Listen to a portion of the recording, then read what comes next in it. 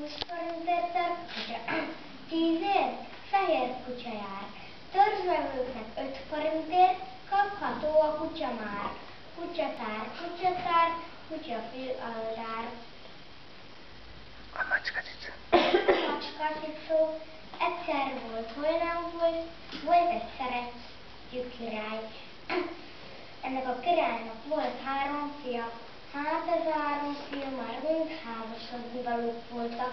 Azt mondta nekik a király, hogy házasodjanak meg. Feldobott a levegőbe 3 pálcát, és azt mondta, hogy kinek merre esik a pálcája, arra kell indulni nősülni. A legnagyobbiknak a báró kisasszonyok felé hullott a pálcája, a középső fiúnak a gróf kisasszonyok felé hullott a pálcája, a legkisebbiknek pedig a sűrű erdő felé hullott a pálcája. El is indult a 2 fiú, de a kisebbik nagyon úszult. Hogyan találja az ő az erdőbe magának mennyasszonyt? Ahogy megyen, talált egy kis macskacicót. Az folyton nyávogat utána. Azt mondja neki a királyfi, felséges királyapám azt tanácsolta, hogy én erre menjek házasodni. Hát én itt magamnak nem találok mennyasszonyt. Ne búsulj, én elmegyek hozzá. Addig nem mehetett haza a királyfi, amíg meg nem ígérte, hogy feleségül veszi a cicát. Amikor már hazatért, a 2 idősebbik otthon volt. Kérdezte a király, hogy kinek milyen a mennyasszonya.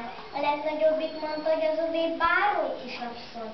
A középső mondta, hogy az övé gróf kisasszony, de a legkisebbik azt felelte, hogy majd meglátják.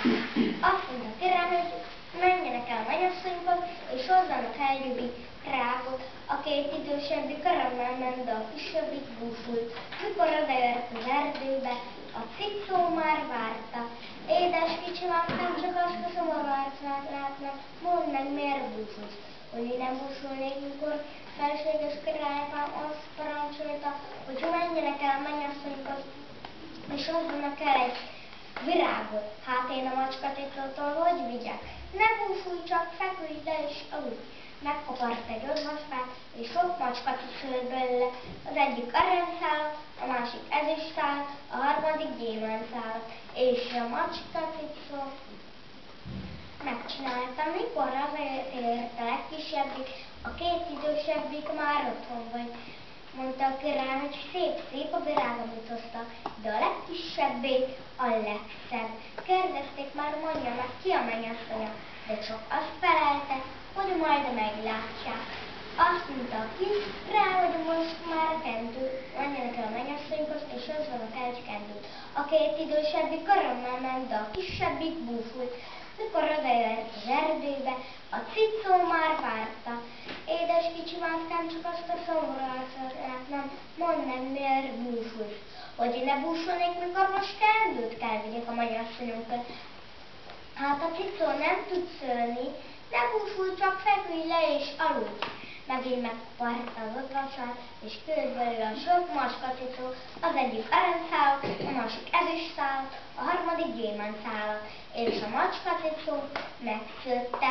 Mikor hazatért, a 2 idősebbik már otthon volt. Mondta a király, hogy szép a kendő, amit hoztak, de a legkisebbé a legszebb.